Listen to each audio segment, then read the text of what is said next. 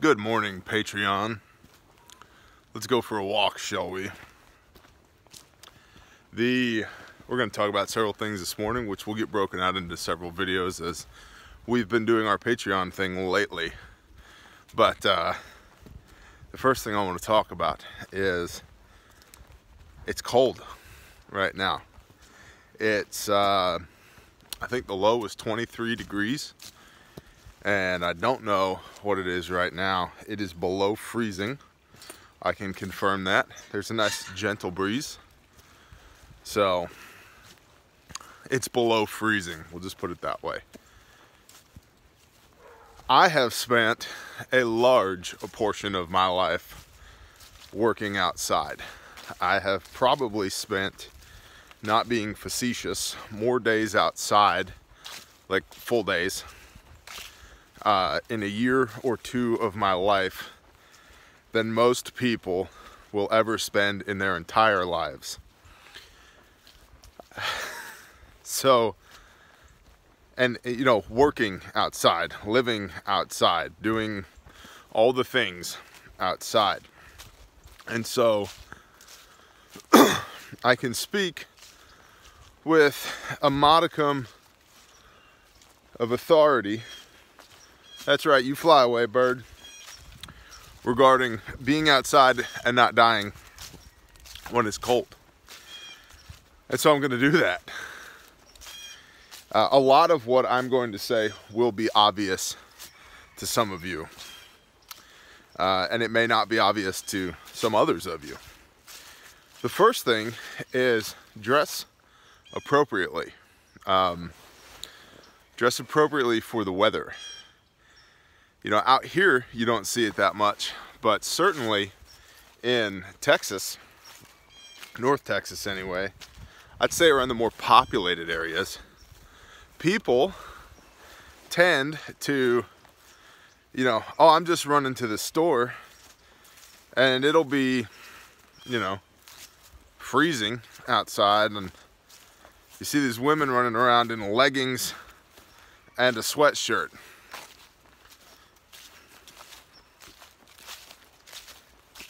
That's not gonna cut it, man. You know, if you're running from your house to your SUV into the grocery store and then back out again, yeah, I get it. But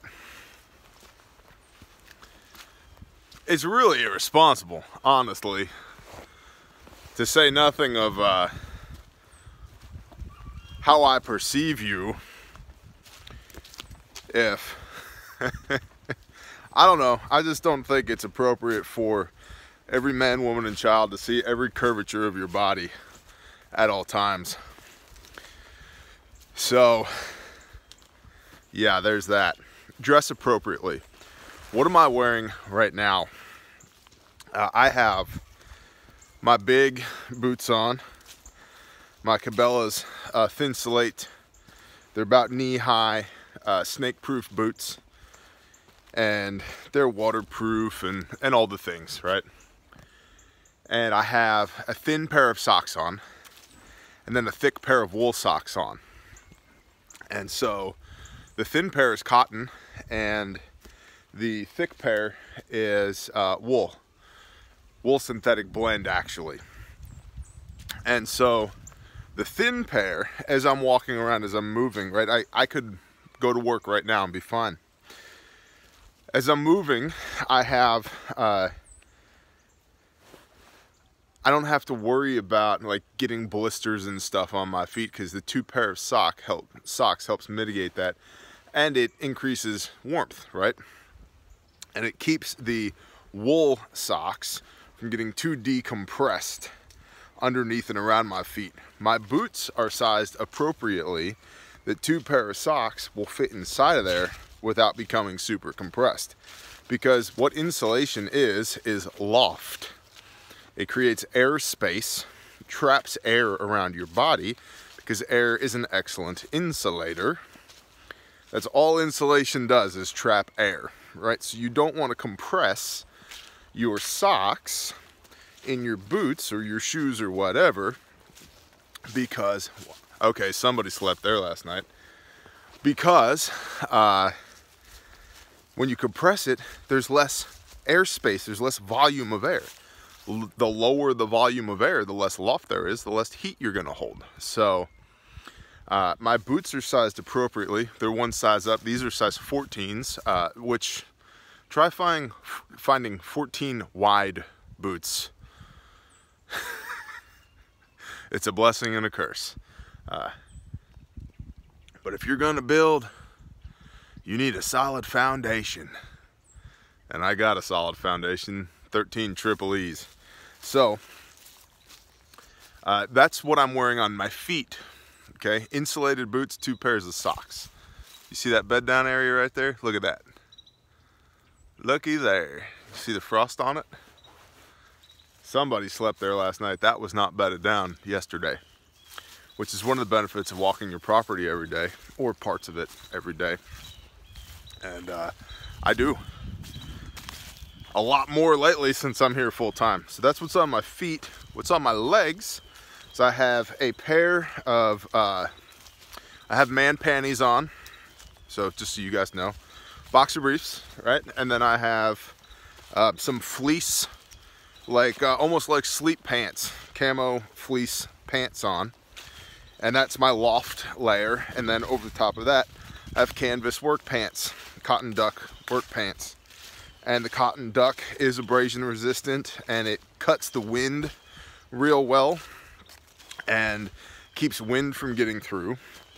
And it allows everything sized appropriately, that there's loft around my legs, that fleece isn't compressed against my body, that it's lofty and it's holding air around my body, which my body is then heating up. Okay. Next, here I have my typical t-shirt on, which just so happens to be, I believe it's a Coomp today. Can he do it? Coomp. I've got my Coompy t-shirt on. Then I've got my Cabela's tactical fleece, which I love. It's a great idea, but in execution it's really terrible, because fleece stretches and bends, and it has all these pockets in it for, you know, magazines and pistols and flashlights and folding knives, but it has no structural integrity because it's fleece. So if you load the pockets up too much, it sags and bends and hangs and twists and whatever.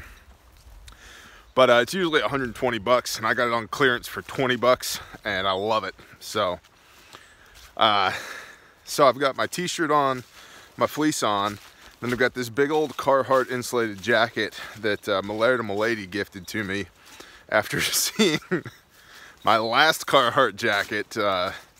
They took pity on me and purchased this one for me, and I am eternally grateful, at least for the next 15 years or so, on this one. And so I can, as I move around, I will get warm. So one of the tricks here when it's cold is you want to maintain body heat, keep your body temperature up, but you don't want to sweat, because that moisture will kill you over long periods of time, right? Hypothermia will set in. So you need to be able to regulate your body temperature. So for me, that's taking things off and putting them back on again. If this was like a legitimate work day for me, I would probably also have a long sleeve flannel shirt over my t-shirt, or like a Dickies shirt.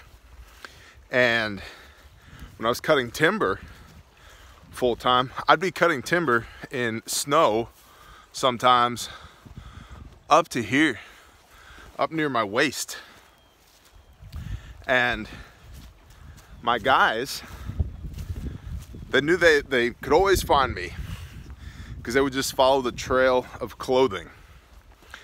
And my jacket would come off first. I'd hang that on a stump.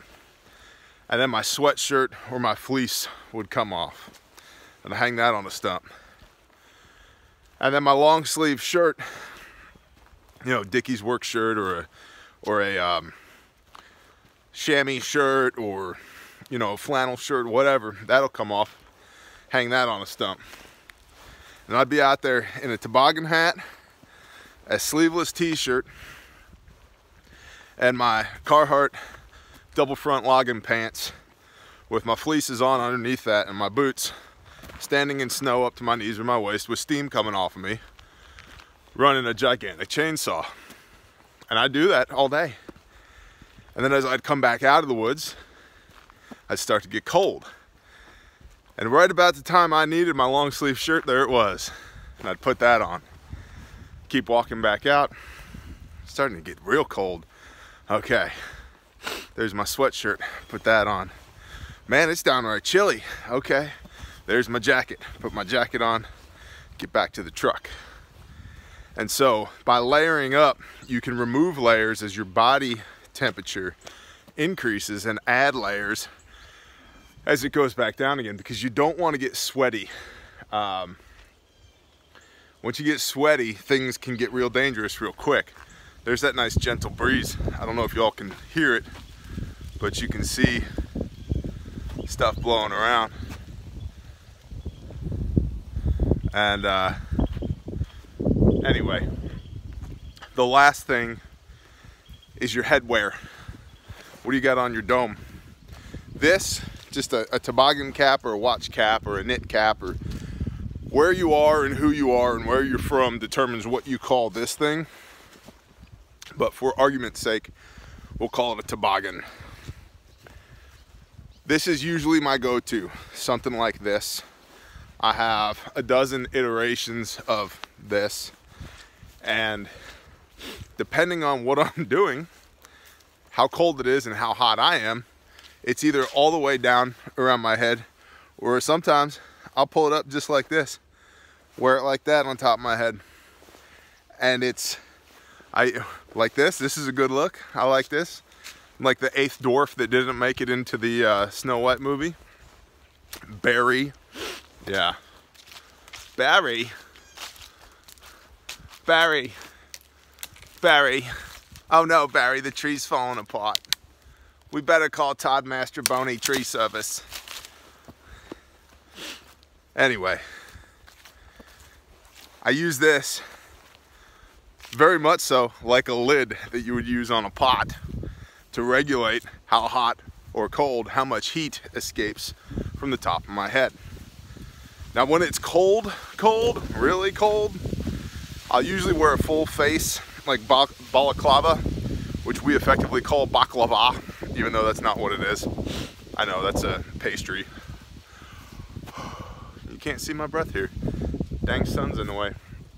But so, headwear is going to be your final, and I have several toboggans like this, and it's important to keep your ears covered. You'll lose, it's just downright uncomfortable to have cold ears. And so, usually one of these, I have one that I really like that's fleece, and it has a membrane in it, like a Gore-Tex membrane, that somebody got me a decade ago, and it's still in great condition. And that Gore-Tex, if there's any wind, you can't feel it. Light rain, no problem. So it's really good to have. And then gloves. I am a proponent of gloves in pretty much all scenarios. Mostly because I tend to work with these, and I think it's a good idea to protect your tools. And I have 3 tools really. These, this thing, and this thing. So I'm a big proponent of gloves any time of year, even in the summer if you're doing, depending on what you're doing. You know, maintain your hands, keep them safe, keep them healthy. So these are just really, truthfully, pretty bad FG firm grip Walmart gloves. They're about $5 a pair. What I do like about them though is they're thin enough that they have some dexterity to them, and they have the little touch paddy thing that I can manipulate this iPhone with these gloves on. So I like them for that. Aside from that, insulated deerskin gloves tend to be my go-to. And then I also like calfskin gloves for work, putting up fence, running chainsaws, splitting wood, moving firewood, whatever. So, but you want to keep your extremities covered, keep them dry, keep them warm. All right, and then be layered up so that you can unlayer if you need to, or vent if you need to, and keep your dome covered. Now, lastly, if this was like a survival situation, right? Yeah, I could make shelter. Let's say I was bugging out right now, right? I could make shelter. I'm actually getting warm just walking around now. I could make shelter. I could start a fire, or as long as I was able to, I could just keep moving. Your body, as long as there's fuel in the furnace, as long as you've eaten within the last 12 to 24 hours, will continue to make body heat if you just keep moving it. The largest muscle groups in your body are your legs, right? Your quads, quadriceps. That means get up, walk around, move your body, and your body, as an offshoot of consuming that ATP, the adenosine triphosphate that makes energy for your body, will release heat as a byproduct of energy consumption. So you will stay warm. That's why your body shivers when you're really, really cold, is that you get those minute muscle contractions to create warmth. So keep moving. In your vehicle, if you do not currently have blankets in your vehicle, it's the time of year that you should just throw some blankets in your vehicle in case you have to bug out because the world's ending, or your vehicle breaks down, or whatever. Emergencies happen. Maybe there's a car wreck and somebody has to be removed from their vehicle and the ambient temperature is 28 degrees. It'd be nice to have a blanket to throw over them, right? Mylar blanket, emergency blanket, wool blanket, whatever, something. Sleeping bags, whatever you have. So the cool thing is that the way the creator of the universe put your body together allows it to stay warm as long as you just do a few key things, which are the things we just described. So there are people that live in the North Eurasian steppes that only eat horse meat because it's the only thing that will stay alive in negative 60-degree continual temperatures. And everybody in the village is employed as woodcutters so that they can stay warm. They eat horses, cut wood, and for fun, they cut the ice out of the perpetually frozen river and go for a nice, refreshing dip in the 32-degree water, because by contrast, it's 92 degrees warmer than the ambient temperature. That's like getting into a sauna for them. They're alive. There's a couple hundred of them. I should say they eat horse meat, cut wood, go for sauna, and make babies, because their tribe is actually growing. So, to that end, man, if they can do it, we can do it. So, this went way longer than I thought it was going to, but you're welcome. More value! Anyway, that's just some of the things that I know about staying warm. I've spent the majority of my life working outside, and to me, these are all obvious things. But one of the tricks of knowing how you bring value to an equation is never assuming that what you know, everybody else knows. I bet you a lot of you guys already know this, but I bet you some of you just learned something. So to that end, I hope this helped, and shalom. We will motor on to the next video.